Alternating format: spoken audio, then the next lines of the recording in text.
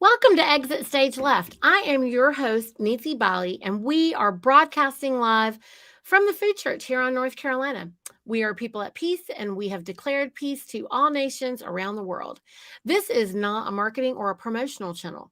We are shining a light on knowledge that is being hidden from you, and we are sharing the truth about your birthright and your inheritance. If you have any questions, please put them in all caps and only enter them once per show.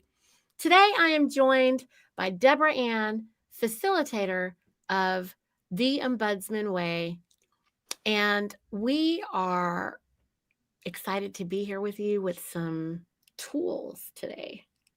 Right, Debra-Ann? Tools, yeah, we have tools today. Some of them across the spectrum, but we're going to be doing a little exercise.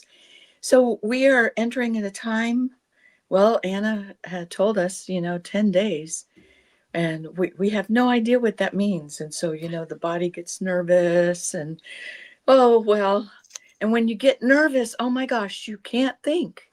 And the truth is, we all need to be able to calm our nerve systems down and think.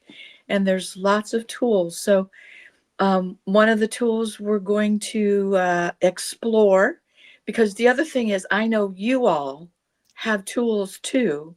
And if you could share your tools in the chat, this podcast will be useful to so many people. So let's go into this exercise. So what I would like you to do is get comfortable, just shake it out and be here with us now. And the first tool we're going to do is a breath tool. And you're going to take in a breath and then take in another breath at the top and then out through your nose. We're going to do that one more time. And then let's watch this video. Breath in. The world within you, and I'm going to do the same thing right here. Allow your awareness to move from your outer world to your inner world. And the first step is to shift your focus from your thinking mind into your feeling heart. One of the ways that scientists have found to help us achieve this is exactly what our indigenous ancestors and ancient traditions invite us to do. And that is to simply touch your heart in a way that's comfortable for you with a finger or two fingers or a full hand or an open palm, whatever's comfortable for you. And allow your awareness to go to the place where you feel that sensation, where you feel that touch. This is the first step.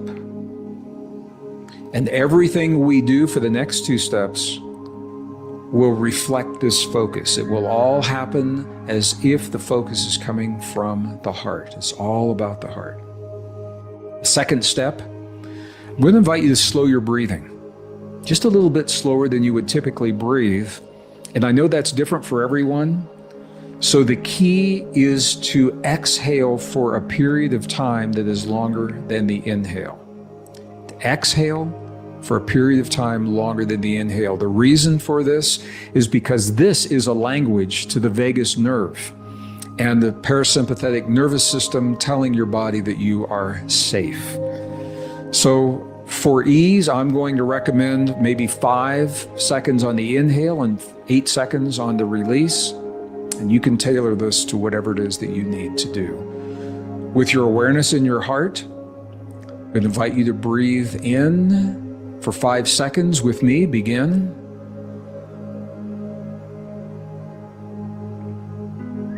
And release for 8.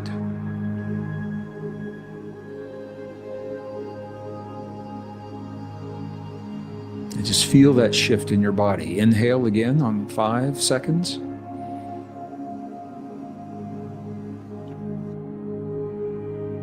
Release for 8.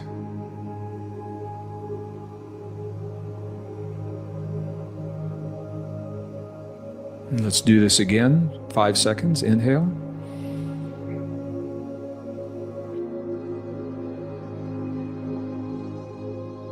Release.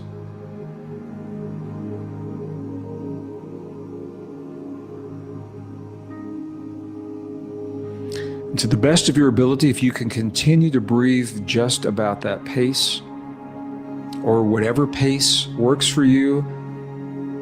Breathing in slower than you would typically breathe and releasing, allowing your release time to be longer than the inhale. The second step. The third step is where we send this very powerful signal from our heart to our brain, 0.1 hertz. What scientists have found is that when we can feel the feelings of well-being, of gratitude, appreciation, care, compassion, positive life-affirming feelings, these are the kinds of heart-based feelings that establish this low-frequency link to the human brain. 0.1 hertz is the optimum frequency. For convenience, just to make this easy and universal for all of us, I think it's probably easy for all of us to feel gratitude. Whatever's happening in the world, we all know it could be worse. It could be worse in our lives. I'm deeply grateful for the opportunity to be with you here in this way today, sharing a part of our days by remembering this primal, this ancient and primal, uniquely human experience to give ourselves healing and life, no matter what's happening in the world around us. So I'm going to invite you with me, to the best of your ability. Let's feel that feeling of gratitude. And I'm going to give you a minute to do this. It will seem like longer, but if we can do this for 1 minute, and then we'll come back and talk about this experience, okay? So to the best of your ability, continue to breathe as if your breath is coming from your heart, slowing that breath. And while you are slowing the breath, feel that gratitude. Just breathe in and release those feelings of gratitude. With me, begin. And you might actually, in your mind, say, thank you. Thank you for my life. Thank you for the life and the safety of my friends and my loved ones. Those are all things that we can be deeply grateful for right now. Just feel those waves of gratitude as they ripple through your body from your heart. I'm doing the same thing.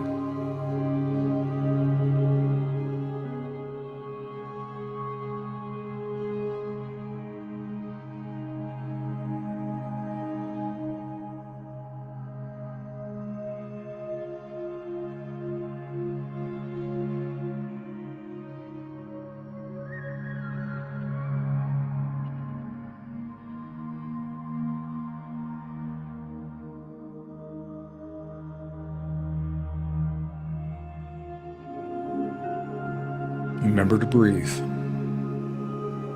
Just a little bit slower than usual.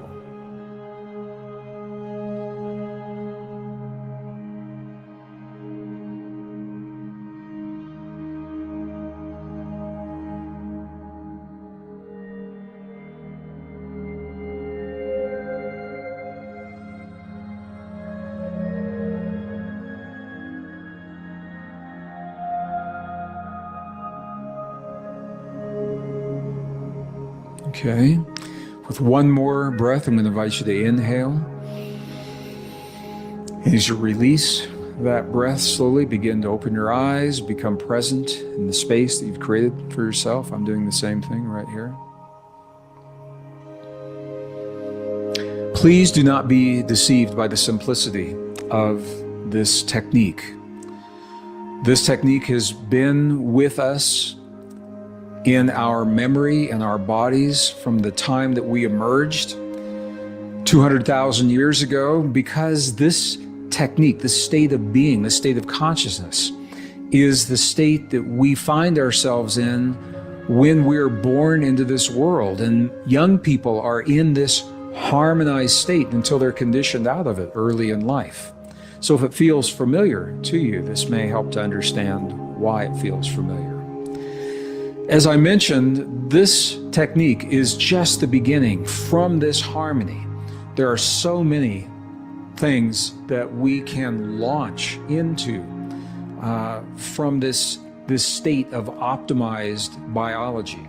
This is the place where we would do our deep states of intuition we can enter to from here. If we're going to use affirmations, you would use them from this place. If you want to optimize your body before yoga, before physical performance, before martial arts, before sports, this is the place where you would do this. If you want to optimize your body before a performance of music, this is the place that you would begin and then go forward to do these things.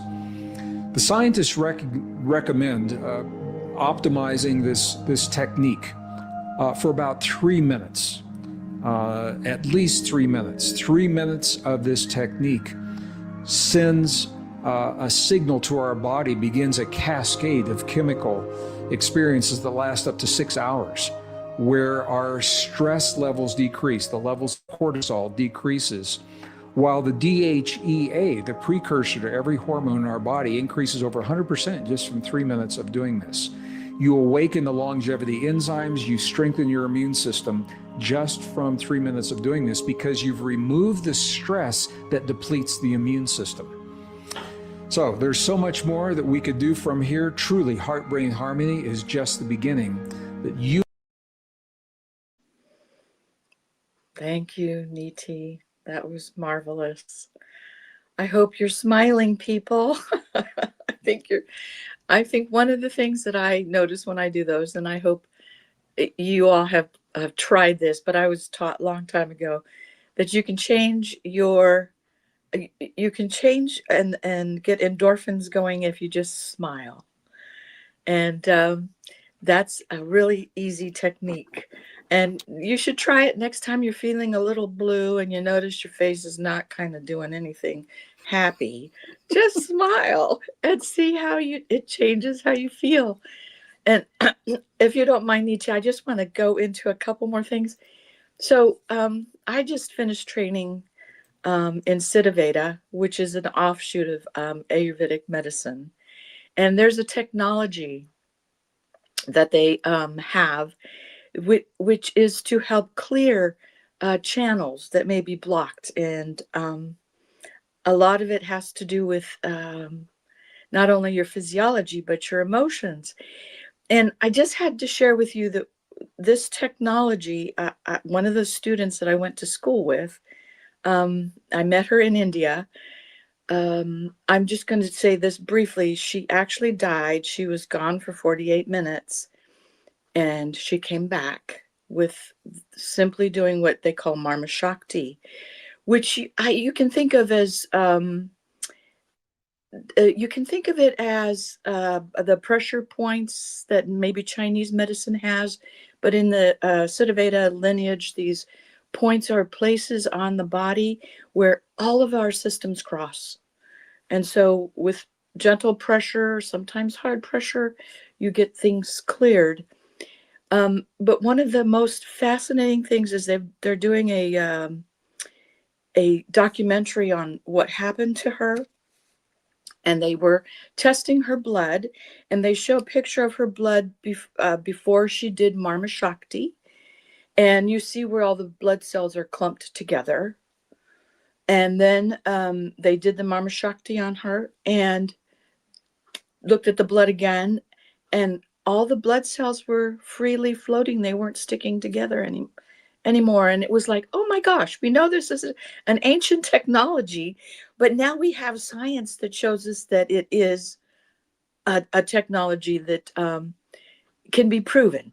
So I just want to show you 2 Marma Shakti to help calm your nervous system. Excellent for children, excellent for you. And I tell people, you just go into the bathroom to do these so nobody sees you. So the first one we call the Indian head squeeze. And you put your right palm on your forehead, and you put your left palm on the back, and your middle fingers touch. And what you're going to do is you're going to press into your skull with all your fingertips while you're pressing your hands together, and you just do it 6 times. So here we go. 1, 2, 3, 4, 5, and 6. And the second one is right between your nose and the top of your lip. you can put this, you want to make sure you don't take your head off of your spine. So you want to make sure when you're putting pressure here, you're putting pressure in the back too. And we're just going to do it 6 times. We're going to breathe in, press, breathe out. That's 1, 2, 3, 4, 5, and 6. You're oxygenating your brain. You're getting your nervous system calm. That's just another technique. Turn it over to you, Niti. I'm too relaxed now. I'm just kidding. I was just doing what you said. Honestly, this is what everyone needs to learn how to do. This is a very important time. Like I've been saying this for years. There is a race to control your consciousness right now. It's been going on for a long time. And we need to know that our thoughts are things. They're the manifestations, of our imagination, or even how we might interpret our life force and how it's, how our God force is coming to us and through us and speaking to us. That interpretation, it could be that, right? We can allow our thoughts to be affected from external things or internal things.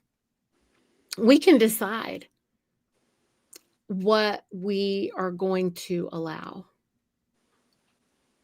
And so I've been asking people for a long time to be conscious of this and to make choices, deliberate and intentional choices. Like I tell like my son and daughter, I'm like, what do you want and why do you want it? And I remember the first time I did this with my son, and he was like, I think he was about 8. He was upset. He wanted something, and he just didn't feel like he was getting it. He wanted something and he just didn't feel like he was getting it. And he was just he was very, very angry about it. And I told him, I said, I bought him this book. It was a real pretty book, but it was a guy book, it was a leather book. And it was, bound, and it had this brass band around it. Pretty masculine looking, like an armored book, And I asked him to sit with me, and I took a book I have, and I asked him to sit with me, and I told him, because he was actually really upset with me. And so I sat across the table from him, and I said, I need to talk to you. And he was like, okay. And of course, he came armed, ready to go. And we sat down, and I put the book in front of him. I said, I have something for you. And I gave him the book. And I said, there's something that you want, and you're not getting it, and you don't know why. And there's something I want, and I'm not getting it either. And so we're just going to sit here, and you're going to write what you want and why you want it. And I'm going to write what I want and why I want it. And we're going to keep doing that until we feel good enough to talk to each other. And I think we sat there, and I have never seen this baby like write so much. I told him, I said, whatever you put on there, I don't have to ever read it. This is yours. And we just sat there, and I think I didn't stop until he stopped, because I was just waiting to see how long he was going to go, right? And I'm sure we sat there for a good 2 hours. And by the time it was all over with, I said, did you figure out what you want? And he was like, yeah. I said, do you know why you want it? And he said, yeah. I said, do you think you can have it? And he said, yeah. I said, okay. See you later. And I just got up and walked away. I love that, Niti. I had never had anybody ask me that question before until I got involved with the Ancient Secrets. And that was one of the first things they taught us was, what do you want? And it took me a very long time. I mean, it took me months.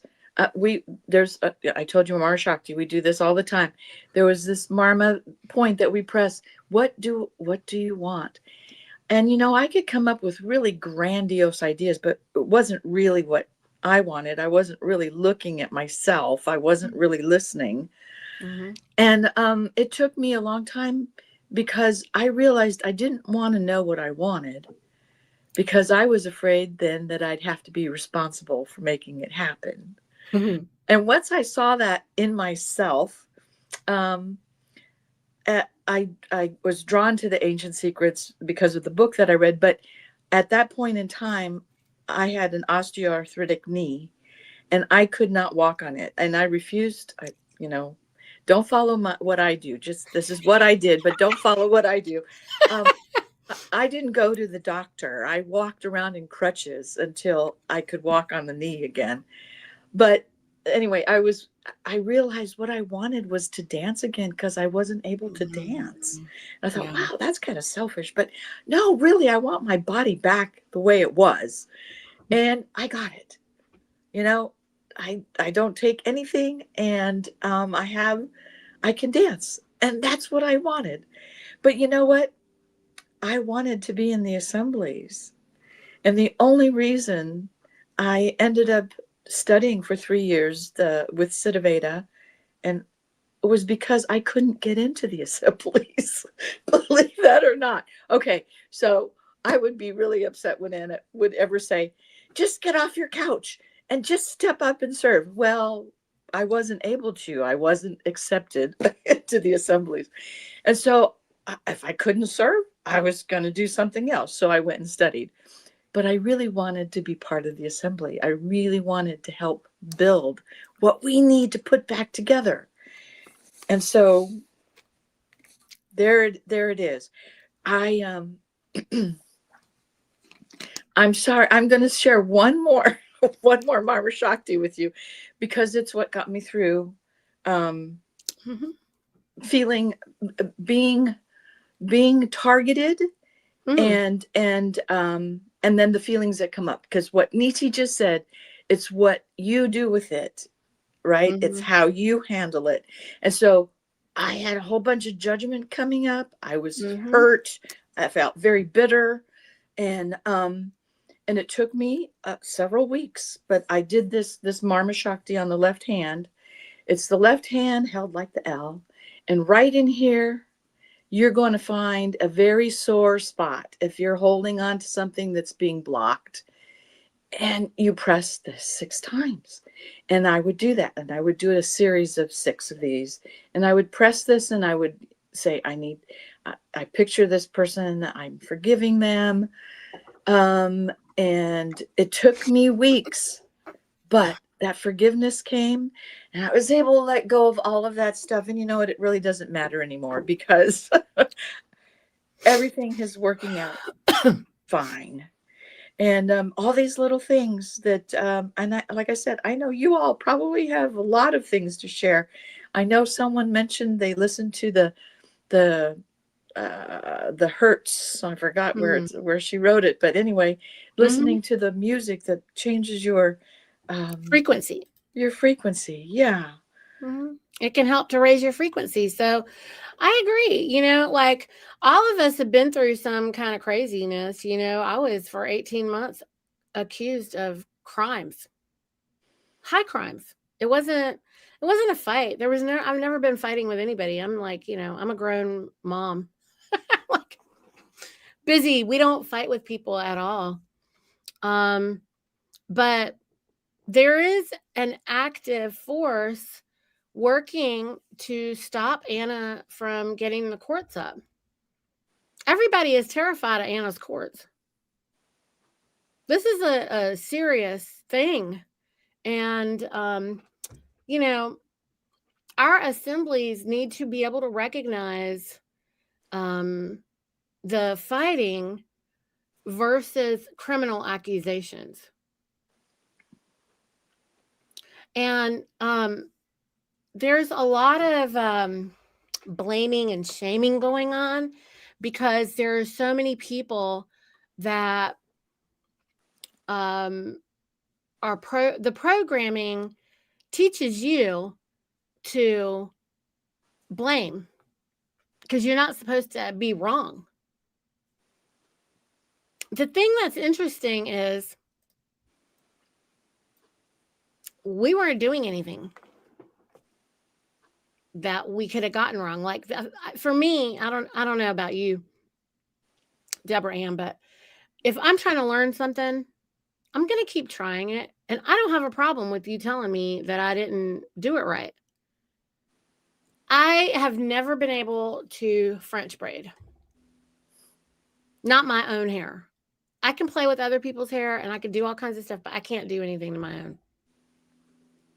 I think I'm just kind of lazy. Like maybe I just don't care enough to do a good job on my own hair and sit there for so long because I'm ready to go and do something, you know.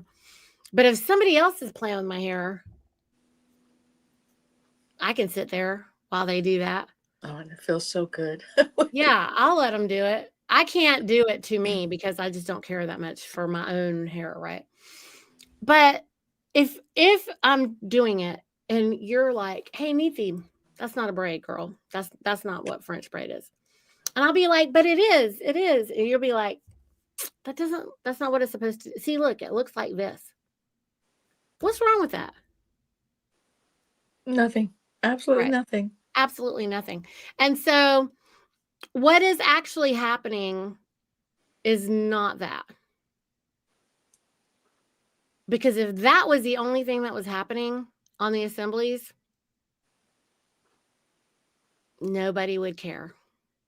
Nobody would be getting upset about it. So that's not what's happening. So we have to be able to identify these things and we have to be honest. And in order to be honest and authentic, we have to tell the truth. Tell the truth. So right now, I have been berated with comments, emails, text messages, everything, because a lot of people just don't read or pay attention when we try to do public notices to let people know like what's going on. And I only ever did my public notices once because I was investigated for 18 solid months and I was cleared.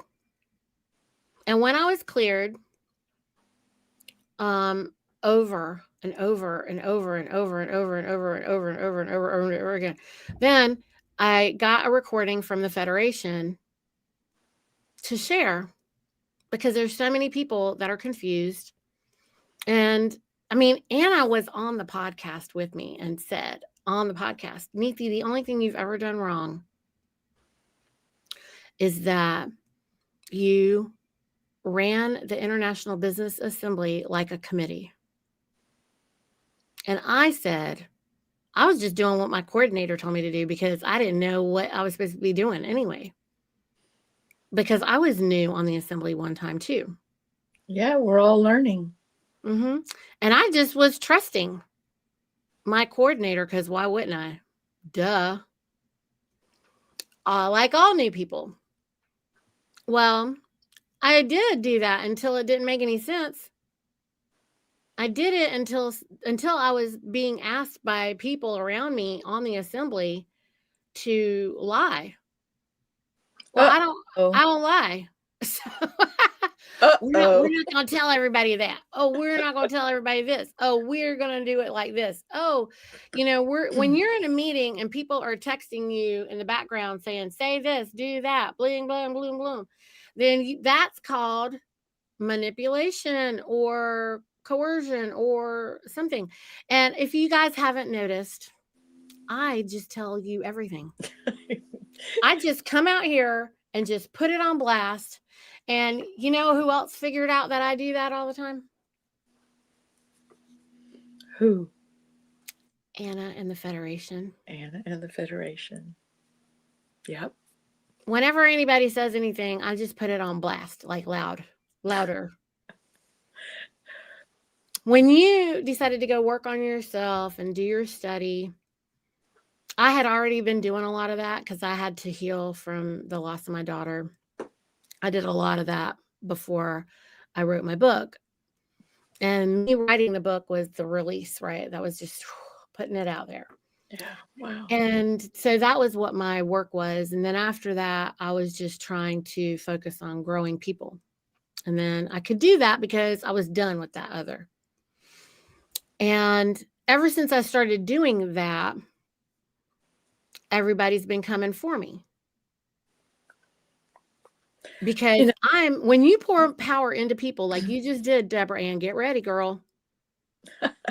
It's I don't know why truth is so challenging.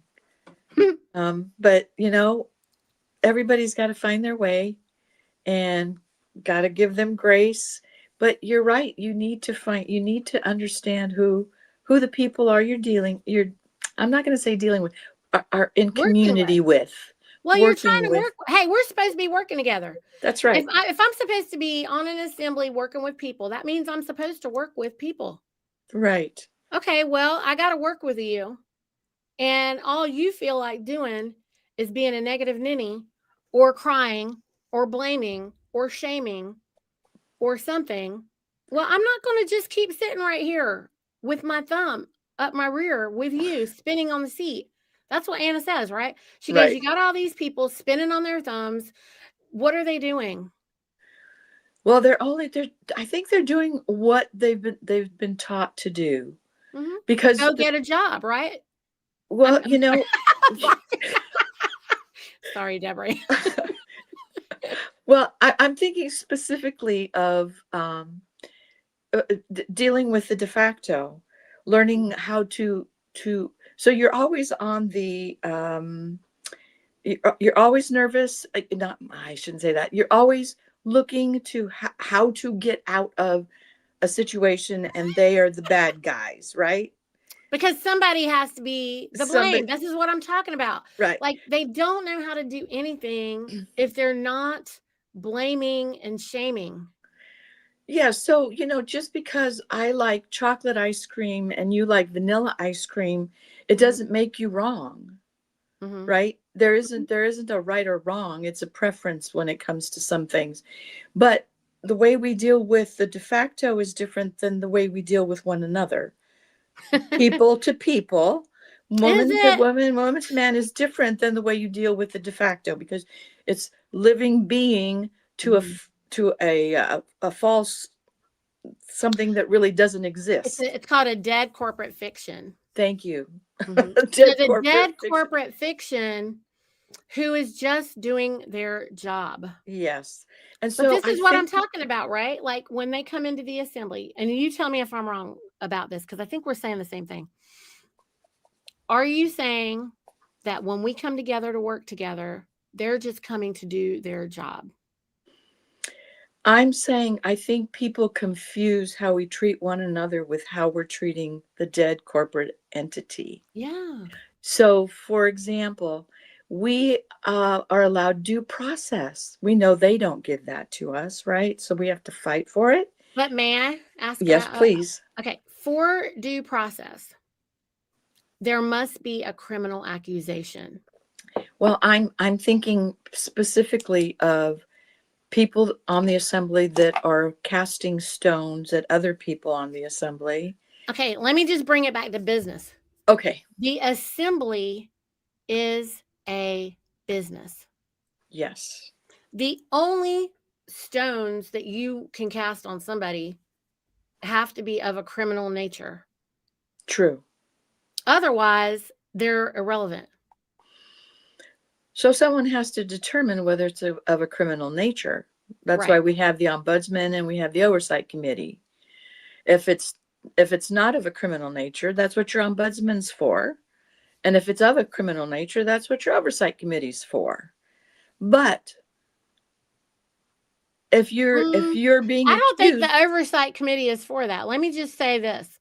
My comprehension of Oversight Committee from Anna is that if there is a committee that is causing harm, okay, then the Oversight Committee's job is to oversee that committee to discover what is causing the harm. that's one aspect of the Oversight Committee. That's the only job of the Oversight Committee. And you don't even have a standing Oversight Committee. The Well, we Oversight did. Committee, I'm just saying you're not supposed to. You Yeah. create an Oversight Committee specifically to Okay. find So resolution. these are the little differences between states.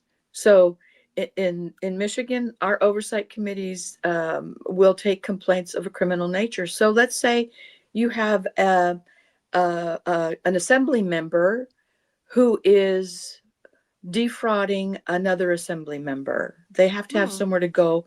It's not the ombudsman because it's a crime. Because so someone literally reported that another someone defrauded them? I'm using a hypothetical.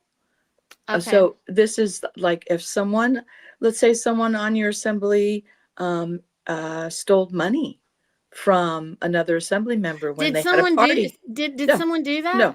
Okay, no. let me just say something, ma'am. But Well, let me finish. This is part Okay. of the oversight committee looking into it to actually discover whether that's true or not. That is another aspect of the oversight committee. So go ahead. Okay. This is the chaos and confusion I observe on assemblies across the globe. Number one, we are assembling, and our only job is to study the law and get the courts up and rescue all living men and remove them from bondage. That's the only job. Everything else, we aren't offering services to anybody right now, because if we were, we wouldn't be building. So you don't build a business and also serve like that. And if you do, like I was actively creating my business and working and correcting and course correcting as I needed to and taking losses, but that's because we had everything vested in it ourselves. On the assemblies, I don't know very many assemblies that meet in the flesh ever. So nobody's stealing your purse or whatever. So there's that. Number two, there are assemblies that do meet once a month. right? In person. We do too. We have outreach in the flesh. Okay. Yeah. In the event that there was a theft going on here in the food church, if there was a theft that would happen here at the food church and we couldn't resolve it ourselves, we would involve whoever we needed to involve outside of here, and it would not be an assembly issue. It would not. Because guess what? Our courts aren't up. Well, I mean, I'm just saying. This could be a long conversation about what the ombudsman. Well, I'm just trying to. What I'm trying to say is, yes, there are a bunch of petty grievances that are literally 1,000,000% stalling assemblies on purpose And those people that are causing those problems are doing it deliberately and intentionally. True. That's true. So we aren't going to really talk about what real natural problems would occur, because in my experience on this earth for the 55 years I've been here, is people love each other. Mostly. And I have traveled and worked and lived in over 36 markets across the nation, like in multiple states. And everyone is the same. Everybody is the same. All they want is to love you and find a way to know you and have fun. And that's it. And be helpful. Everybody is super kind and loving and gracious and hospitable. And I think Americans are amazing, and I have lived everywhere.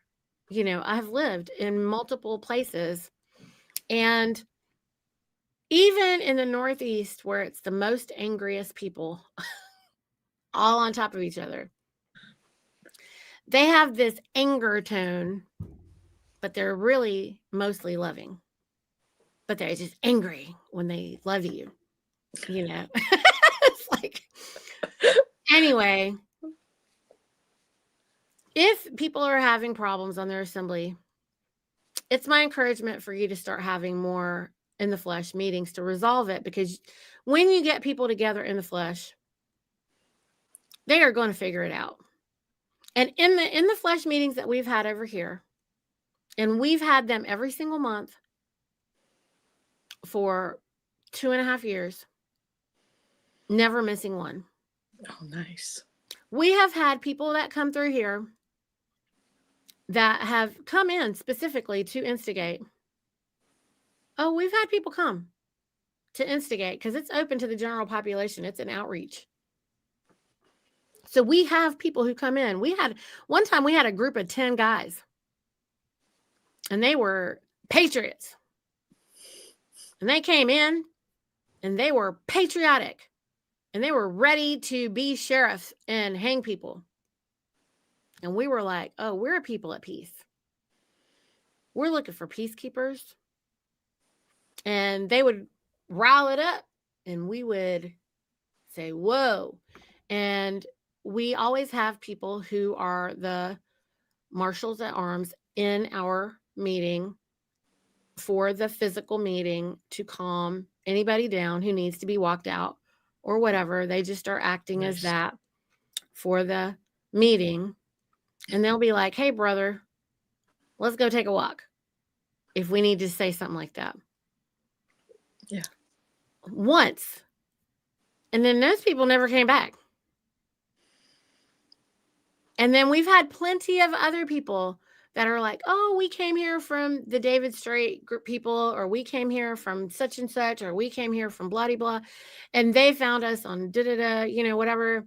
Or they saw the podcast and they drove up from Georgia, and, it's wonderful. We get to meet all the people from all the other states, and people come from everywhere. So it's amazing. It's lovely. We love to meet all the people in the flesh. Yeah. And none of these people are going to touch somebody else's cup or pen or purse. Everybody leaves their stuff sitting around. Everybody has a table. Right. And everybody is kind and respectful, because if they weren't, I wouldn't have them in my space over here. Right. They're not animals, because we don't expect them to come here and be animals. Right. I don't expect to open the door and have a bunch of animal crazy people coming in here. So if they are, we know who they are. Yeah. Yeah. You know who the instigators are when they come in. And we definitely have had people come in and test us to see if we would, get riled up with them. And we just looked at them like they were on drugs. We're like, we're people at peace. This is a peace flag. Oh, but you guys, you guys have arms. I said, everybody's armed. Why aren't you? Reasons to be peaceful. Right. Right. I think it really makes a difference when we meet in the flesh. Yes. because people won't say things to your face that they'll Mhm. type on a blog or, I mean, on Mhm. a chat. Oh, yeah. Because Keyboard warriors. because we see you. I mean, you see, and it was it only 7% of your intention and what you actually mean comes through on a text. I mean, you don't see the eyes, you don't see whether they're joking, you don't see whether it's just, tongue in cheek or whether it's really serious. So yeah, meeting in the flesh is so desirable. Yeah. Some of our states are so big that makes it really difficult. I know it's like, I don't know, it's a long drive to get up to the UP, Mhm. which is the Upper Peninsula in Michigan. Yeah. I've been all over the hand. Have you been? Uh-huh. I have driven all over it. And I mean, it's a beautiful drive everywhere. I don't think it's that hard. No. If you guys wanted to, and most everything is within 2 hours, I think, to the middle. Well, when you're in the Upper Peninsula, it's a lot longer drive Yeah, to probably. get. Well, It's, well, 4 or 5 hours. yeah. I just feel like you can have like an upper and a lower meeting. Yeah, that's a possibility. Because like we have a southern, a central, and an eastern, because that's where the larger populations are. And it covers everybody. I mean, most everybody can get to those places within an hour or so. Yeah, I was in your beautiful state this summer and drove up from near Charlotte to Raleigh Yeah. and saw your beautiful state. Yeah. Yeah, that's a good 3 hours. Yep. And so we usually meet in Charlotte or here in Raleigh. And then we meet out near Wilmington. I don't know where Wilmington is. Is It's it it's down near the the shore. course? It's by the beach. On the coast. So Yeah. yeah.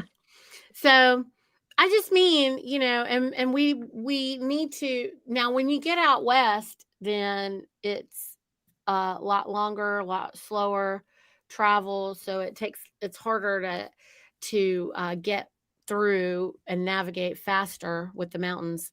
But Right. outside of that part of it, you know, and then there's also not, the population isn't as great over there. It's mostly clear land, a lot less Hannah. population. Yeah. Yeah. So all I'm saying is, it doesn't mean that we're not going to try to get everybody covered better. At this red hot minute, everybody's doing what they can within their means and where the greater people are at this red hot second. And so a lot of the folks that come from a lot further, we all help house them and stuff too. That's been fun getting to know each other, Yeah. I bet that would be a lot of fun. Yeah. So I think that's a big deal. It also is difficult to meet people in the flesh and not feel their full energy. And I mean, I don't know who's trying to do that. And have some type of agenda. Like, you have to be a special kind of somebody You're to walk talking in. about, are you talking about the disruptors? Yeah, like in the Yeah. flesh, you have to be a real special kind of disruptor to want to come into a group and do something like that. Yeah. But we got some professionals. Unfortunately. Oh, we've experienced the professionals, and that level of evil is something that I had never experienced in my life. And they're definitely on guard, and you can see it. Hmm. Their behavior is completely different. Different than even the, so because you've had so much experience with meeting these different kind of people, are they even more different than the people you described earlier, the patriots? Yes. Really? Okay. because the Patriots are in there with some heart, and they're like, they're trying to be riled up and, whatever, but they genuinely are fed up. Got it. And they're not as polished. Cunning, maybe that word comes to mind.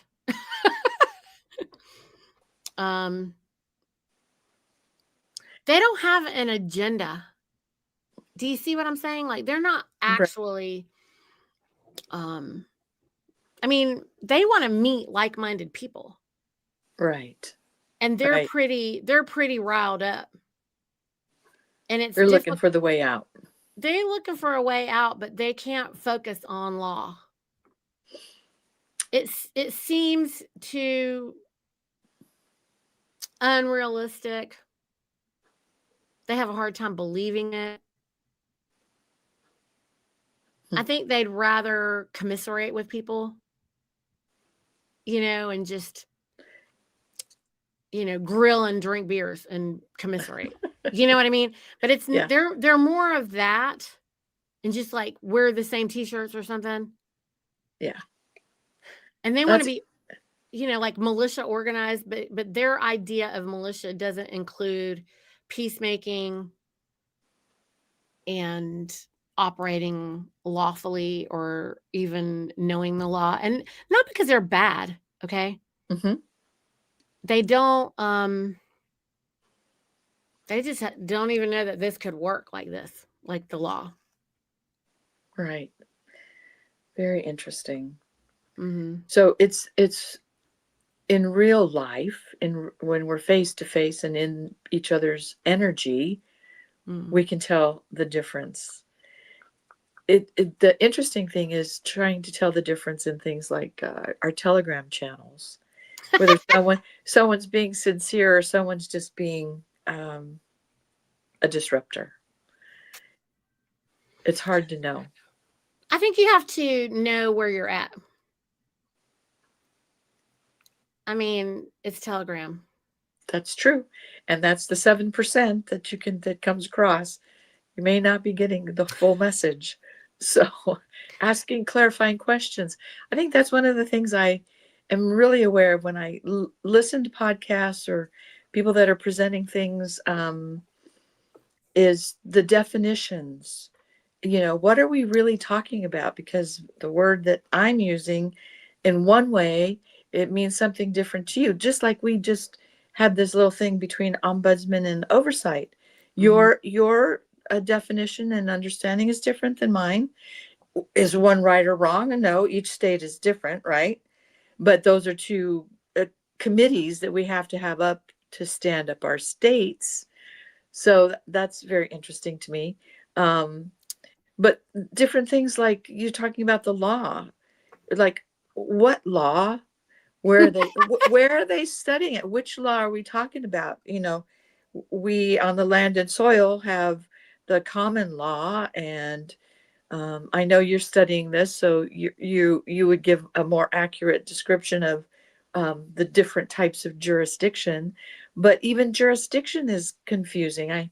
We were talking last night in one of our committee meetings, the confusion between, or I'm not going to say confusion, the passion of those that want to build the counties and the passion of those that only want to build the states, and how both are being built at the same time. And somewhere in the middle we come together. But it was really clear to me, there's now I don't know if everybody on the call knows what I'm talking about, but there's a diagram that shows the three American governing bodies, and the one we have the Union States which is the counties, and then we have the states, which is Michigan, North Carolina, Texas, Kentucky, which is what we're building, the state. And that's like there's three, the Union States, the federation. We're building the federation. all of us are part of the Federation. Every state that's part of the Federation needs to get up and standing. We're in session, but we're not standing yet. And I think I heard more than one state's up, but I don't know who that is. I don't know. I think all the assemblies are captured, but what I know is that right now we have to go ahead and get focused on the actual mission. And to do that, we have to be honest with ourselves and each other, and we have to discern, and we have to be able to identify the landscape clearly. And everyone is like, when we get our inheritance, it would be really easy for any of us with our inheritance alone, just by ourselves, to take that inheritance and create our own set of rules for everybody. Because there's not that many of us, and there's millions and millions of those who don't know what's going on, right? True. Are our people going to care enough? Care enough to empower all the rest of them? Anna said that she wants us to be thinking about all the humanitarian efforts and the things that we can do on the states to help everybody with this transition. And there literally are people out there trying to figure out how they're going to put together like our version of, or to fund a Red Cross. And do we all know that the Red Cross is evil? And it is the cabal, and they are blood sucking, like literally taking your blood and using it for evil things. Okay. We're not trying to do that. If you use your money, here's an idea. What if, because it's winter in most of the places right now, what if you get your funding and you just yourself focus on housing all the homeless people that you find in one hotel, that you make a deal that I'm going to pay for them to be here for the whole winter. Okay? Yeah. And while you do that, while you get them rooms, the only requirement they have is they have to come downstairs and listen to you explain to them how they can declare. And you make an assessment of if they can receive what you're saying. And you are just working on them to help them. And before the winter's over, they should have their own account, and they should be out doing whatever they need to do, because you just set them free to live and let live. That's a great idea. And that's just, if somebody did that, that's a huge thing. But like, if we start thinking about something like that, everybody has something that they can do different, that in their own places, right? Yeah. I was inspired by one of the restaurants here who said anybody that actually has food stamps and they have the whatever card that they show can go in and get a meal. I thought, well, we could individually sponsor people going to restaurants to get meals. I think they need a place to be. They do need that's most important, think that going to a restaurant where it snows. Like, I'm sorry, but like, if it's winter and I'm homeless, I don't need you to send me to a restaurant. I need a bathroom and a bed. Well, I wasn't talking about homeless. I was talking about people on food stamps, because usually the homeless don't have food stamps. But if somebody has food stamps, here's something to think about. Instead of the food stamps to get them through winter, why wouldn't you just invite them to a lunch meeting where while they're eating, you're telling them, I'm talking about like a hotel, banquet.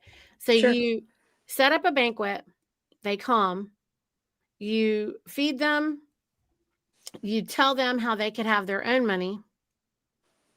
If they want to start their process, they can. They can set their bank accounts up before they leave. And you can tell them, we will do this every week. And when you come, like, we can give them a stipend weekly. And hopefully less and less people come because more and more people get their own account. Right. Right.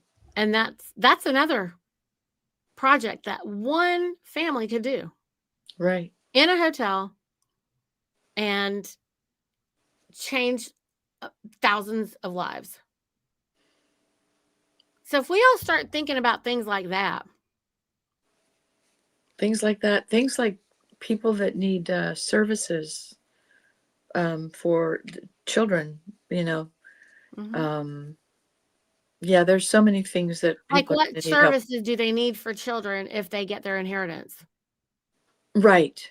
Well, I'm thinking of, the children that have special needs. Right. Those families are going to need lots of support. How would you reach out to them to be able to teach them? I am connected with, there's a local, just a whole autistic community. I mean, and I'm just saying autistic, but they have the diabetes people and, all the different things, right? So I just have a heart for the moms with the babies that have been injured or they're dealing with autism on whatever level. And I've helped to reverse a lot of autism over the past 20 years.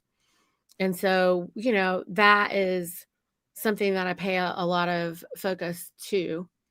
And those families literally are terrified of what's going to happen if anything happens to them because their sons and daughters can't grow up to actually take care of themselves.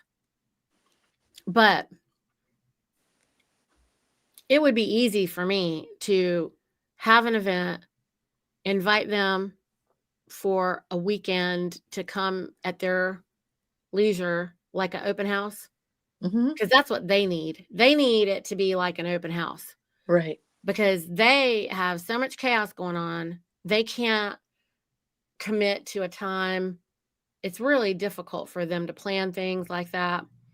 But if they can come on a weekend and get help, that would be so, that would have to be set up like a convention style for the weekend where many people were there to give their specific attention, to, just a family at a time or whatever and get them. They would just literally, they could go in a room and listen to hear some stuff and then see if they want to do it. Yeah, we need a whole lot more recording secretaries. I don't have those skills. I am, that would, that's not in my skill set. It would be such a mess if I were a recording secretary, but I know there are people out there that can do that. And we've got document generators to do a lot of it. The thing is that if we just have somebody who can sit down on a machine and walk somebody through an account, that can be done. Account, they can have a printer, and then they have the recording secretary, witness their paperwork. Then that's pretty much it. It'll be a lot easier and a lot faster. The thing that's going to take time for any of them is going to be to get their 2 witnesses. That's the thing that takes the time for everybody right now. Right, the 2 witnesses. Once they have their 2 witnesses, then everything else is fine. But if we were to do that conference I'm just using this one example, the autistic families, right? So we can send them with a stipend immediately that can help to bring them some relief for the next 3 weeks, enough for them to just focus on this action so that they can get the witnesses, they can get the things that they have to get. It doesn't need to be like rush, Yeah. Because it needs to be in their time, but it holds them over. That's what they're going to need. They're going to need it. They're going to need somebody. But I mean, so we need this on scale, en masse for all these different little bits and bots. And we might not have enough people to all of us, be at one place, because and do this, we will have to go somewhere where we have a bunch of other people who are willing to just help us. And while they're focusing on just getting them food, getting them a couple of things, we can set events up and have people help do stuff like that, Oh, these are great ideas. Yeah. Because I know when we focus on helping other people, that is another way that we actually help ourselves. Yes. Yeah. Yeah. And the more that we talk about these things, I want other people to be putting their comments. While you're talking, I'm going to be looking to see if anybody's okay. Okay. Well, we started out with this being tools, and we've kind of talked about what kind of things we might be able to do for other people. So while Niti's looking, you can interrupt me at any time. I want to share another tool with you. For those who like to write. When I was homeschooling my kids in early 2025, I was introduced to the Vimala handwriting system. And it works opposite of graphology. If y'all know what graphology is, where they can look at your handwriting and they can determine what your personality is like and whatever. So the Vimala handwriting, she did in all her studies, she was, well, her story is fascinating, but this handwriting, each letter as it's inscribed, helps to reprogram your subconscious mind with the highest qualities of a human being. And so I started that process back in 2005. And the first letter I wrote, because there's a process, for 40 days. She did a lot of research at Stanford in California, and it takes 40 days. And so for 40 days, I did this 2 letters. And one of the things I could tell you back then is my kids were little, and I was going to play groups. And I'm a very introverted personality. You might not know here on the screen, but I'm very introverted when I'm with a bunch of folks. So it was always really hard for me to be in the play groups. First of all, I was one of the oldest people because I didn't adopt my children until I was in my 40s. So, all these other young mothers and stuff. And I would go to play groups, and I would come home and I would just kind of just beat myself up. It was like the internal critic was on full blast. I shouldn't have said that. I could have said this, and it would go for days. But I did my handwriting for 40 days. And one day I came home from the play group with my 2 little beautiful children, and I noticed that I wasn't beating myself up. And I have to tell you that my internal critic disappeared, and it hasn't been back. So I know the handwriting works. So I just put that out there to you. You can find her on the internet, the Vimala handwriting, if that's something that's interesting to you. So she describes each letter and what quality it invokes, and it helps to reprogram our subconscious mind. So that's a tool. That's one of the tools that I highly recommend. Vimala, Vimila, I think. The Vimla. I know what you're talking about. Yep. Okay. Africa is in the house. Okay. Yay, Africa. Okay. So they're saying that we'll be having like assembly festivals and meetups. But they still have online meetups, but that'll bring their communities together. But they're also discussing and commenting about they have to adapt things to being more traditional for them. And they should. I mean, 100%. Listen, actually, the way that the chiefdoms, they call them the chiefdoms, or the fiefdoms, the small kingdoms, that is that all that stuff was set up more in line with sovereignty than anything else. Now, at least that's how it was managed on India with the fiefdoms, because a lot of people think that the fiefdoms were, like a king and his subjects. But actually, it was groups of people that were like-minded. I guess here we would call it an intentional community. Like the modern day version would be called an intentional community, where everyone contributes to the whole.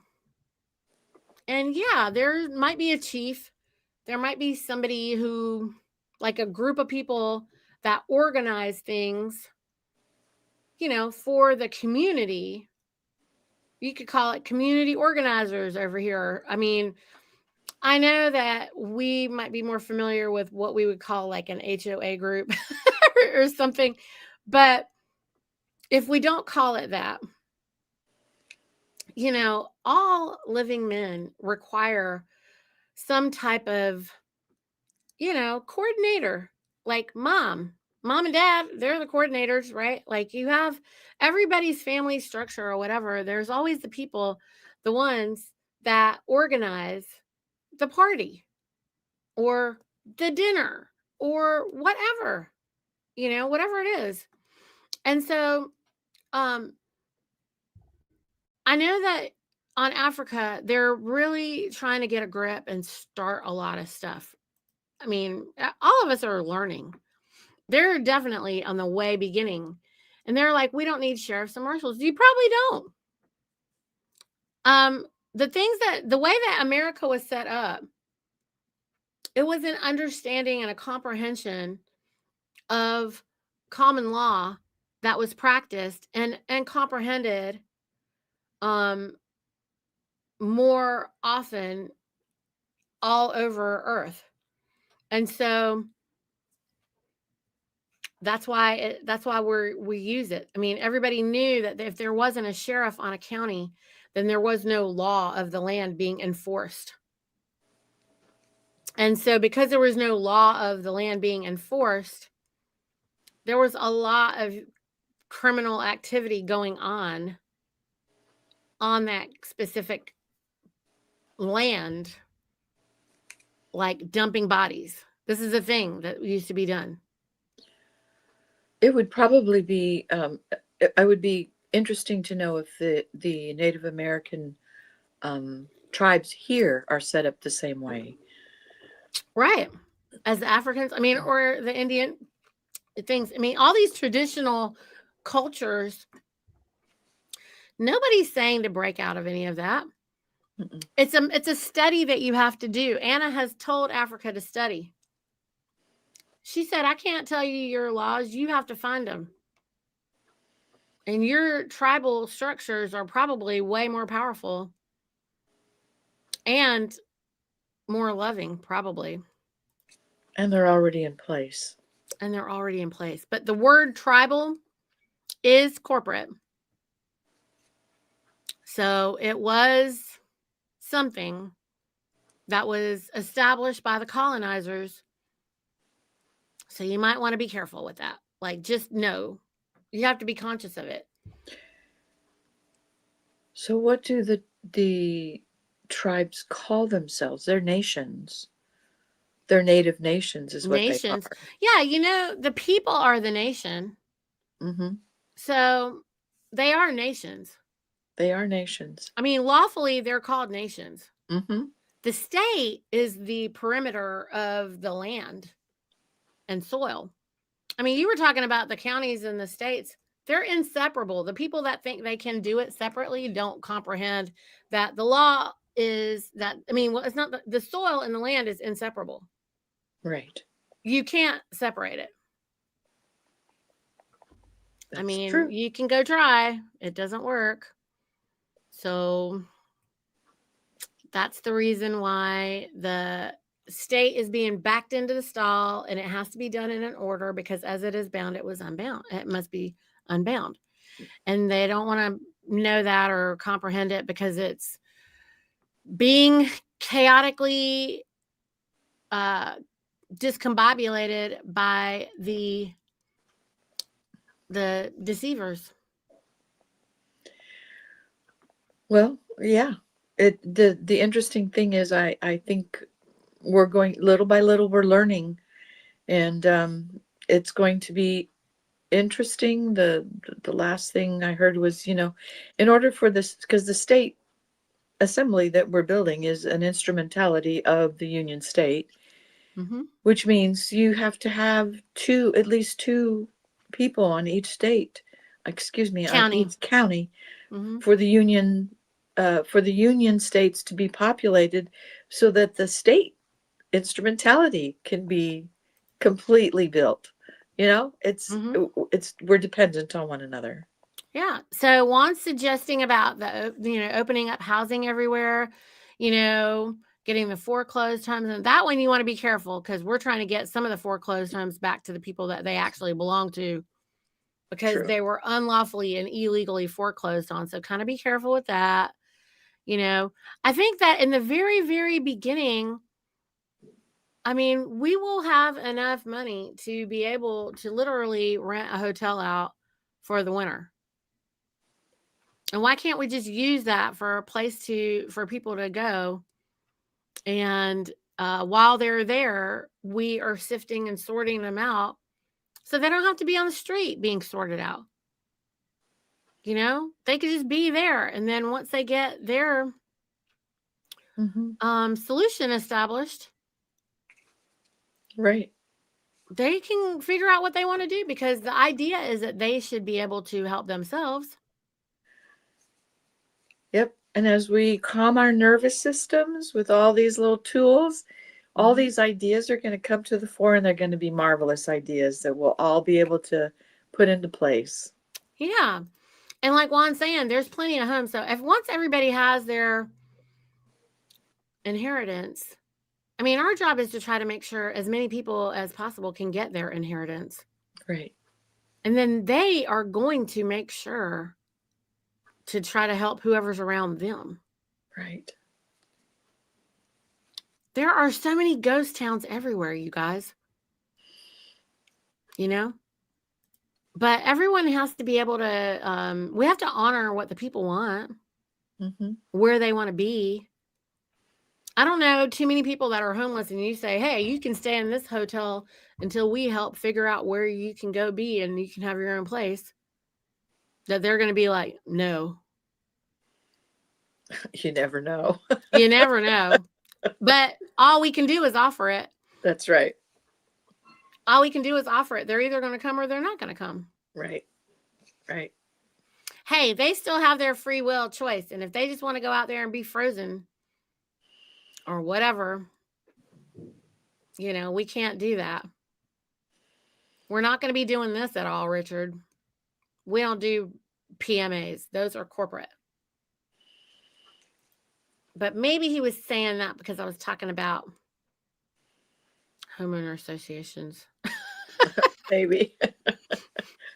I don't know when he put it in here. I'm just kind of grabbing things that I see that are all caps or whatever, or that look like good ideas.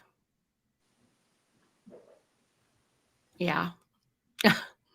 Yeah. Just to get it started, get the hotels. There's hotels everywhere and they just need business. And, as long as they're getting paid, it's just somewhere for people to go right at the beginning. And then we can just work them out. And we only use the hotels that have come back to the land and soil. Oh, if we do that, we won't get anybody any help. Oh, you don't think so? You don't think they wouldn't want to not pay taxes and you're talking about the Rockefellers and whoever. I don't know who you think actually owns all these things. Are they individual? Don't they have individual owners? By the time you get down to those people, we can't figure that out that fast. Okay. I'm talking about emergently in the next 10 days. We're not going to try to figure that out. Well, that's true. Not in the next. No. And what we're going to do is, guess what? The hotel people who are working there are going to figure out what we're doing. Right. Obviously, because they're living men and women. Right. And we're trying to get all the people to help. And do you think the Marriott owners are not going to find out that we're renting out the whole Marriott or whatever? Oh, yeah. Okay. And so when all of that starts, yeah. Here, Juan's educating you right there. Yeah. I know. He's like, I know the holding companies that go way back up to the top, but there's people that right. locally own them. Yeah. Yeah, we're just talking about what to do this red hot second. Yeah. Not funding Red Cross or whatever. It's like, you know. Not funding Red Cross, March Yeah. of Dimes. Oh, Lord. Yeah. No, none of those people. No, they're not people. Look, we have no respect for persons. Unless they're lawful persons. These corporate people, we're not doing anything with the corporate persons. Anyway, we've just been going on and on about for an hour and 20 minutes about this. And our idea today was to bring everybody tools and ideas for these solutions because everybody needs to be calm. I think that meditation at the beginning got us all lit and focused. Yeah, don't support St. Jude's. The murdering baby company. No thanks. No. Calm, facing truth. Yes. Honesty. Taking a look at this landscape of the assemblies we're on and just remembering we're supposed to bring people home. Yeah. First things first. Yep. Shelter them. Feed them. All these companies just need to get paid, and they will be getting paid when we're paying the people to go stay in the hotels. Right.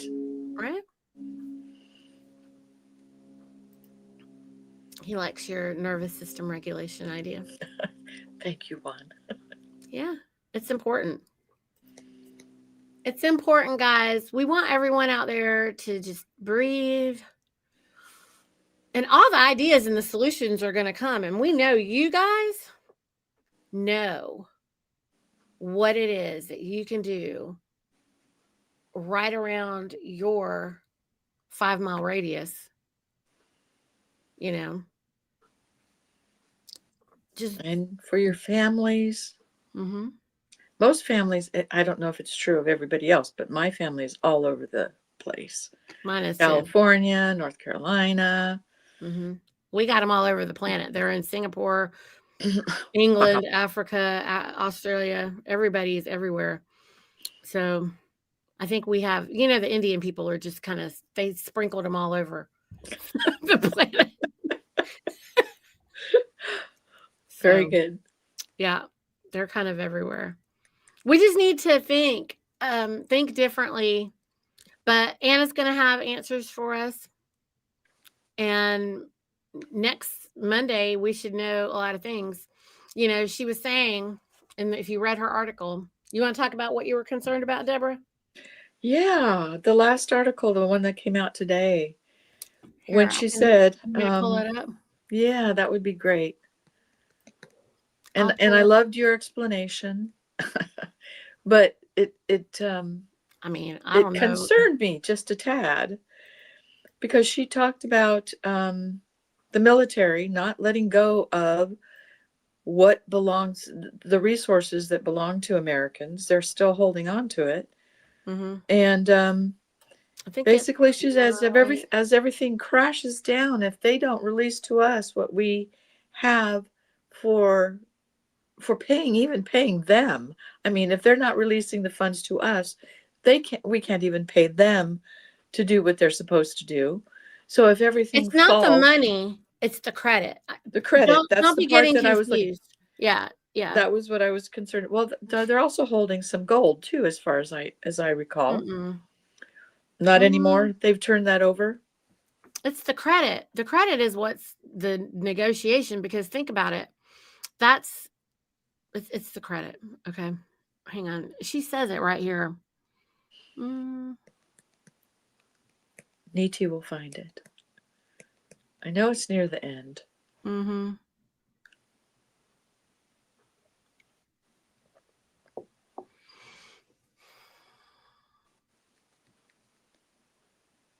I haven't. Oh, here it is. The military.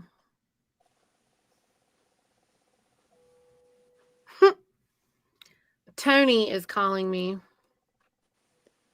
I don't think he realizes we're on a podcast right now.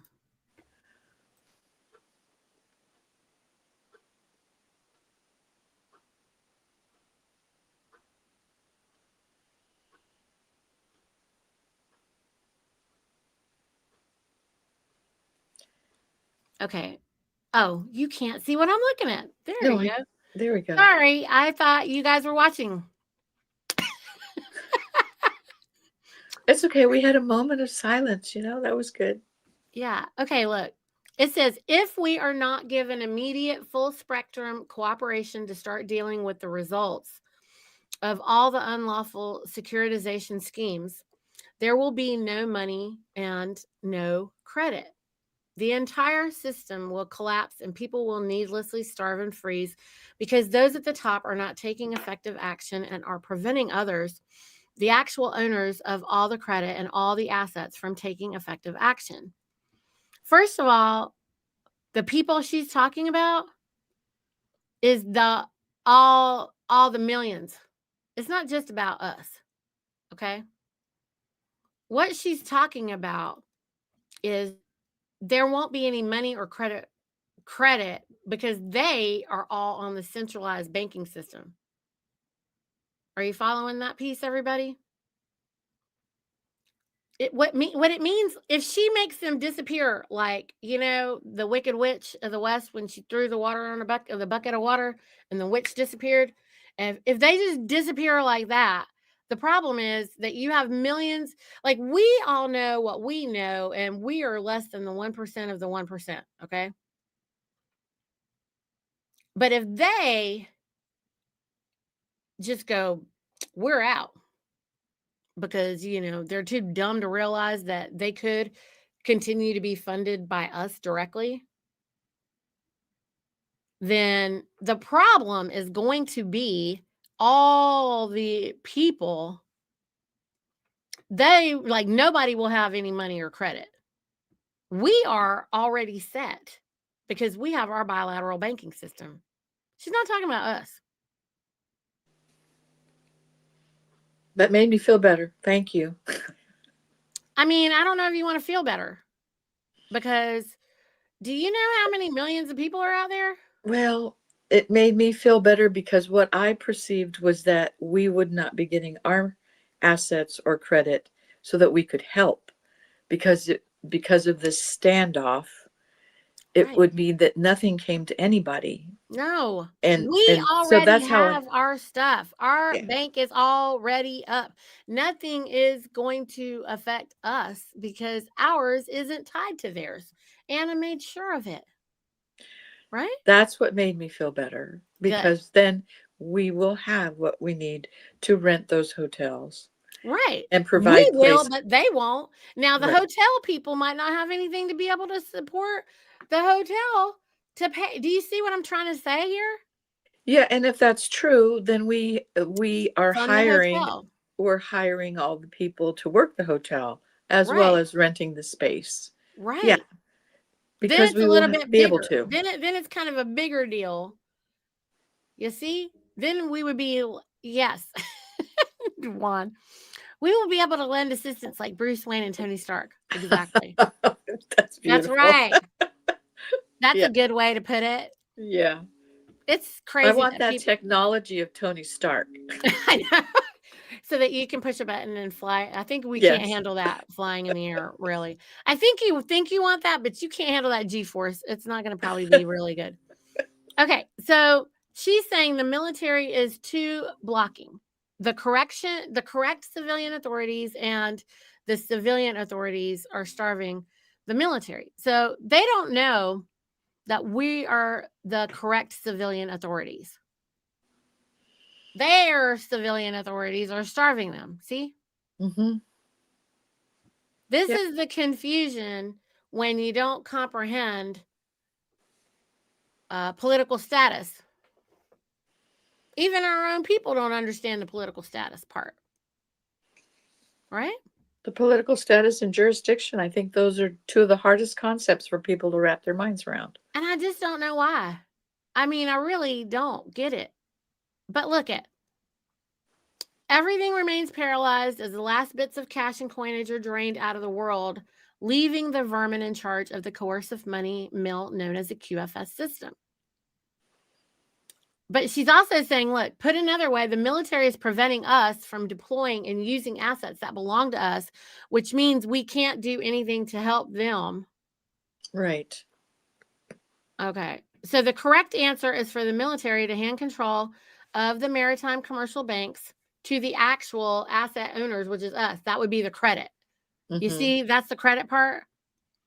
Because when they give us control of the banks, that's the credit part. Okay. See, and then she says, and let us release prepaid credit that is already bought and paid for with actual goods and services right there. You see?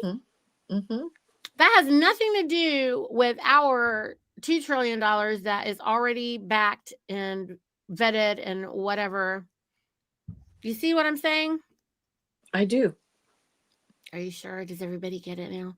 See, it I says hope they do. No more debt, no more debt money. No, the problem, the reason it's going to be such a big deal if they just rip the rug out from everybody is they will not have a credit card in their hand. They will not have a bank card. They will not, like everybody everywhere won't, except us. You do not want to be the only one. No. See? That's the reason why we got to have the backup plan for the backup plan for the backup plan. Right. This is what working with farmers helps you do. Thank you. I was glad we talked about that today, and I'm glad you brought it up here so everybody else could understand what you brought forward, because that was important. Wow. Well, Anna says these things, but I just don't think people really get it. And so, but I think it's because we get so caught up in our emotions, you know? Well, this was a perfect case of defining who you were speaking about. You know, defining, you know, because I think that's what happens with the misunderstandings. Who are we actually talking about? That's what you kind of explained, or you did explain, and that makes a difference. And so much of the misunderstandings between many of us is not understanding exactly what we're talking about. It might be the same word, but different comprehension. The Americans and the U.S. citizens and the Americans and the Americans and the Americans and the United States of America and the United States of America and the right. That's the part that's so crazy. And yes, I mean, they literally trick us into confusing ourselves. Right. Yeah. This is true. I had a thought and then I lost it. Must not Find a penny, pick it up, and maybe you'll remember. Was it about the article or was it about the tools? I think the big deal is that yesterday Anna very calmly said to everyone, "You are wealthy beyond belief." So, that was what I wanted to bring up. So, what'll happen is when you start helping people and everybody has their own inheritance, then the playing field just became equal, right? So when that happens, who's going to grow the food? I would imagine people that like to do that. I mean, there's people that love their jobs. This is an opportunity for people to actually do what they love. I love my work. I've not ever had a job. That's doing what you love. That's what we need people to do. But I think what I mean is, are people going to care enough? I think there's going to be people that will care enough. There will be people just like you described on our, when you look at the terrain, there are going to be people that have been so hurt that they're going to need to have a lot of tender, loving care to come back to who they really are. But once people come back to who they really are, it's like you said earlier in the podcast, people care and are so loving. There are more of those people in the world than the other. But there are also a lot of people that are hurt. Yeah. And all of a sudden when you have, speaking from my own experience, all of a sudden when you have the opportunity to not worry about money, about food, about housing, about anything, your body relaxes and then you're set up for the healing process. And there's so many healers across the globe that'll be there to help because they're not going to be worrying about charging for their services, and they're going to do what they love to do, which is help people. To heal the people. So this is the moment where I was saying we need to take, we would, because if they just poof disappear, we're going to take over all the broadcasting. And then people called me stupid. And I was like, do you know how much healing we're going to be able to create by taking over the broadcasting and turning that trash off? Do you know that by turning it off, I mean, I don't know about you, but I've lived long enough to remember a time when we only had 2 channels. I remember that too.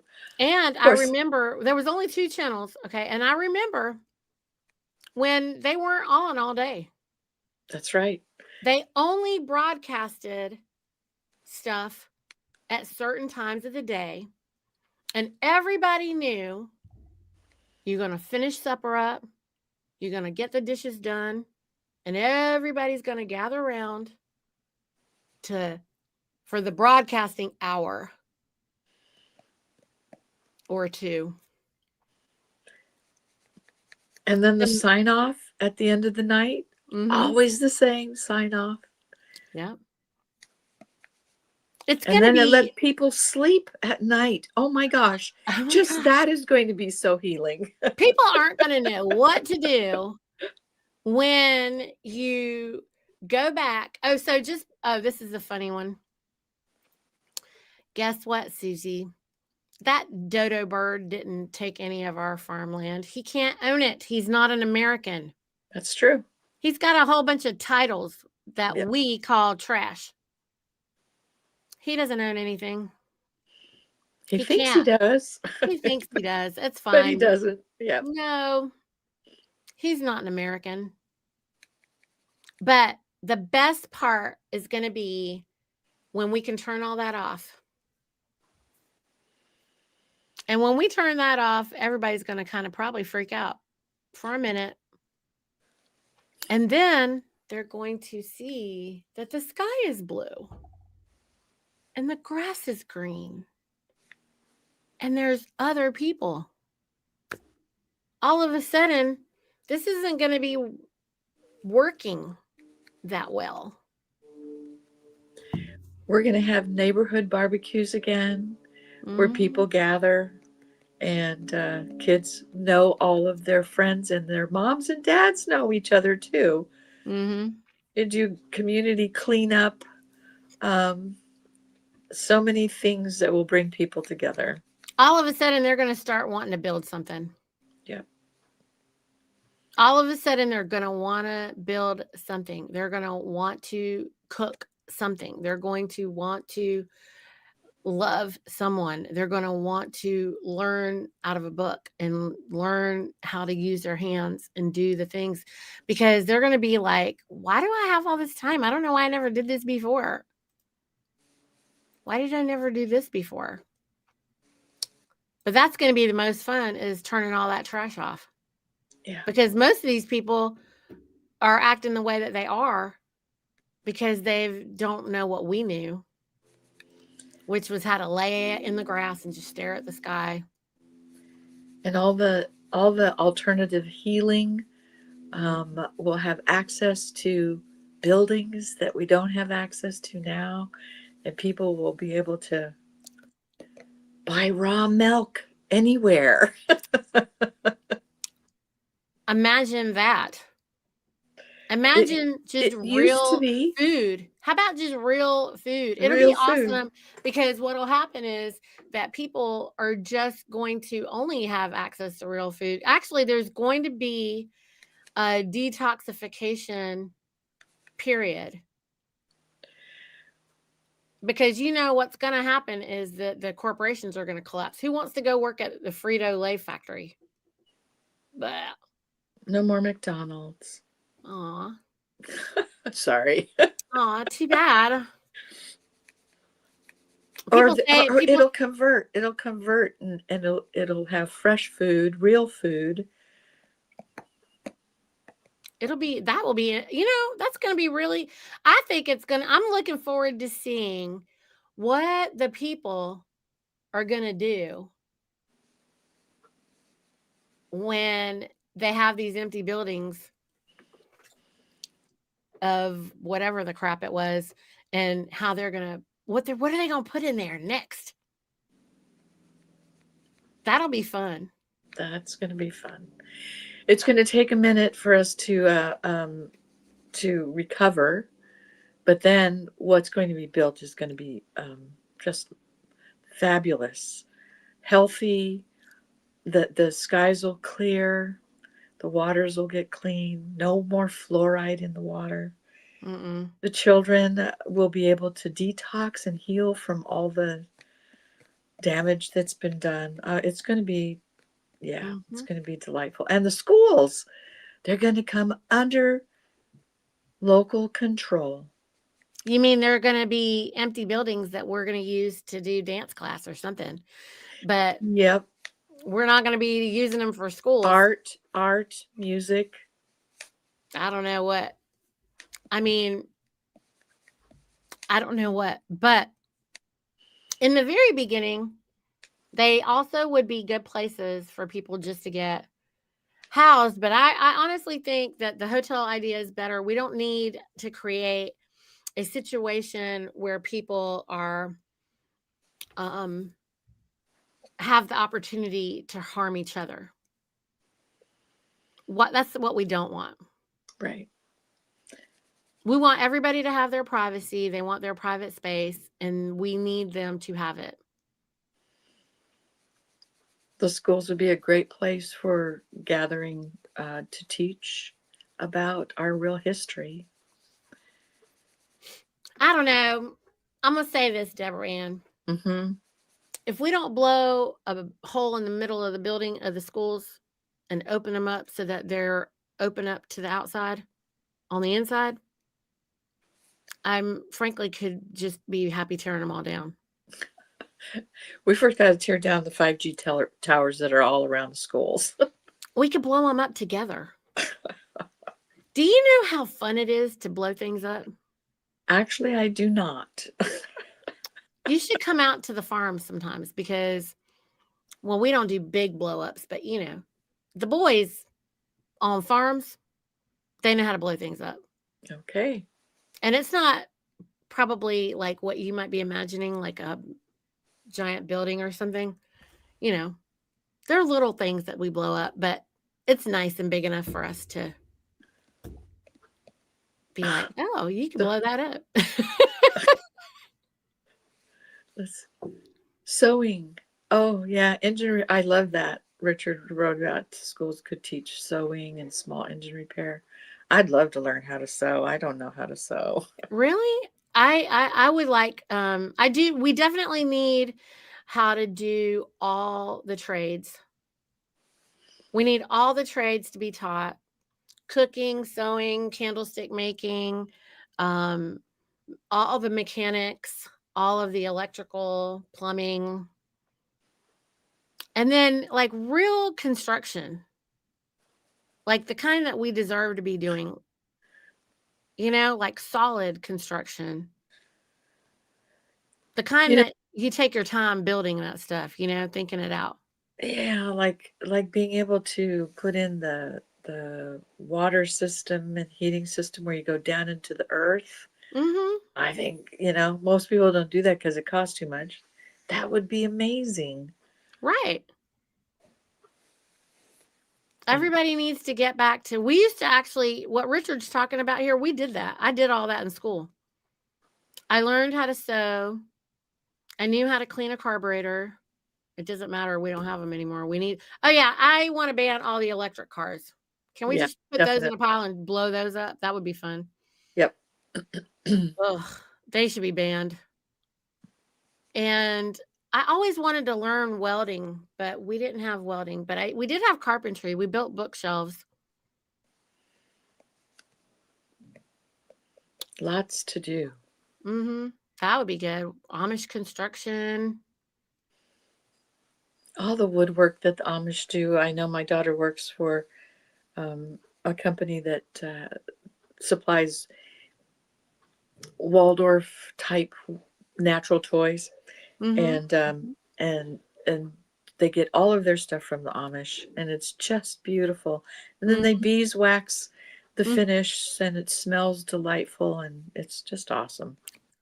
Training facilities for the militia. That's what you can do in the schools. That's a great idea. There we go. Finally, a good idea for them. I don't really like the schools, but that's good. That is good. But I think that and all the trades. Yep. Because everybody needs to learn it. And Lord knows we got a school everywhere. That's a good thing to do. Yep. Yeah. Yeah, we used to do home ec. Yeah. How to change oil, tires. Yes, and the barns. Oh my God.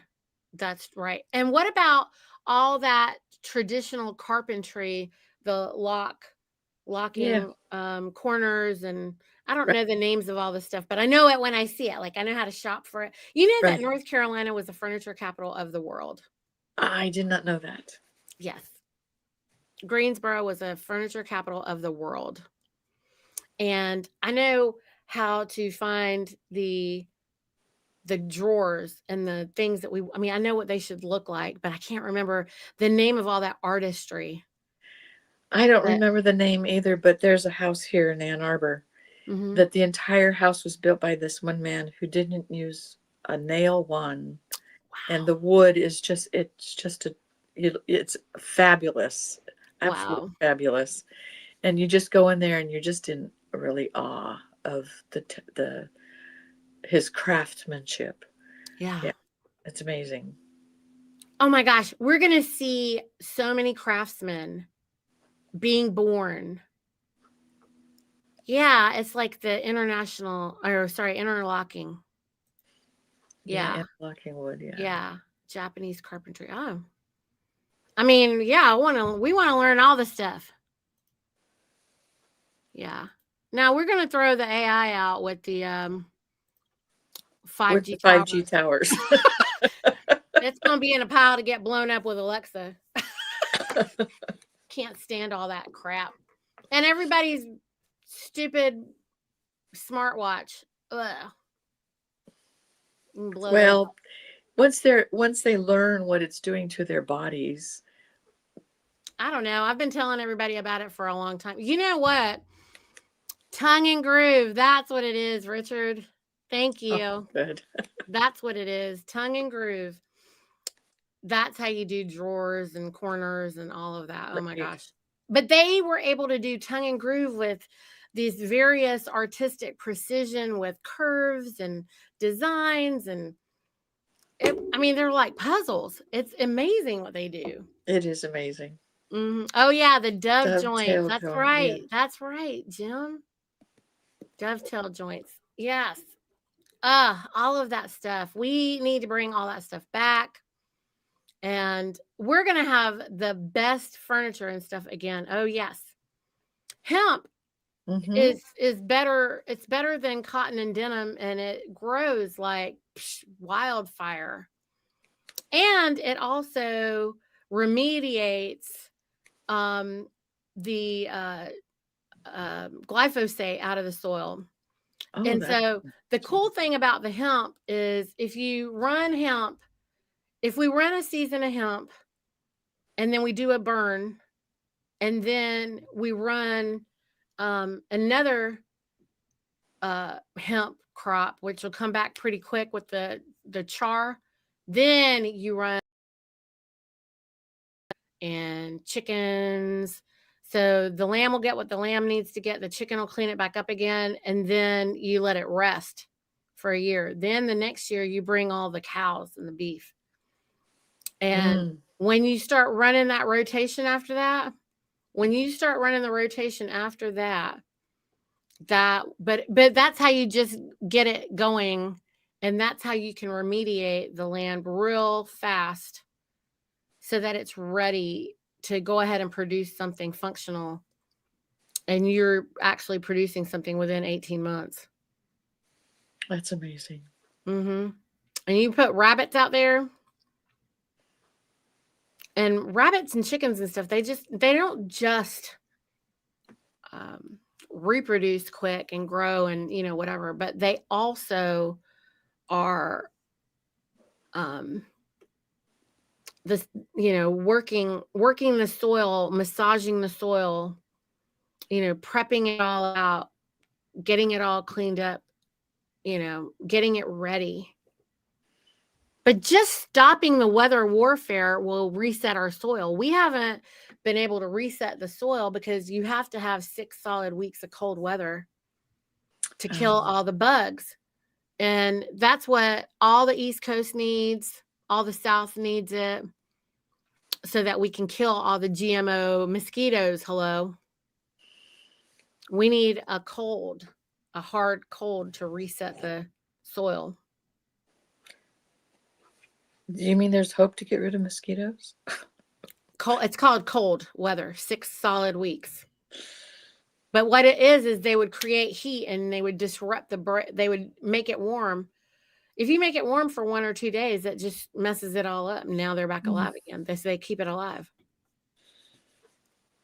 We don't want it to be too monoculture, Juan. You want it to be like a poly-faced farm in terms of having variety. So you want to have the hemp, but then you also want to have the livestock to go behind it, and you also want to have different plants, because if you just only do hemp, then the soil gets, too out of balance. You have to put a variety of plant material. All right. So we got to keep a variety. Remember that we don't want to do, it's more of symbiotic. That's right, Richard. Very good. Yes, we need to have diversity of all the plant material. Oh my God, it's 3:00. Girl, we got to go. We just been doing this for just 2 hours now. We're having fun. We're daydreaming. This is what happens, guys. This is what happens. This is fun, right? I hope everybody had a good time. Did you have fun? It was a great time dreaming about the future, learning some tools, knowing that what's coming, no matter how challenging it is, we're going to get through it. And there's something on the other side that we've all talked about today. Yes. We still like cotton, Dorothea, but I think that there's going to be enough people that will explain to you how strong hemp is, all the great features about it. I'll let somebody else tell you all about that. They can explain. I think we need to have a combination of all of the things, including the wools, all the I natural. love my wool. Yeah. Right. We have to have all. And then you know what? They also have technology of infrared.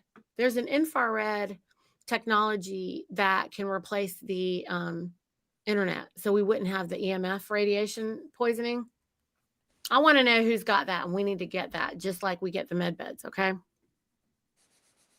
Because we do want to stay connected with each other like this, but also we don't really want to have all the toxicity behind it. So All right. Exactly. All right. Thank you for all your time today, Deborah. And thank you, everybody who tuned in and participated with us. Thank you, Niti. It was delightful to be here. I finally learned how to look at the chat while we're talking. You can teach an old dog new tricks. It's fun now, right? Now you can see what's going on. Now I can see what's going on. Yeah. It's so delightful to read your messages, folks. I'm so glad you were here. Great. Well, we'll see you guys next Tuesday. And I hope Anna's going to join me Thursday with some information. I don't know what's going to happen. I'm going to find out what she wants me to do. And we will see. I'll see you Thursday at 7. And otherwise, I'll also be doing my Saturday live for anybody who wants to come to my Saturday Zoom call. That's my international business call. And the links for all of that are in the show notes. So have a great evening, you guys. And let's just keep daydreaming. All right. Yeah. Bye, everybody. Bye all.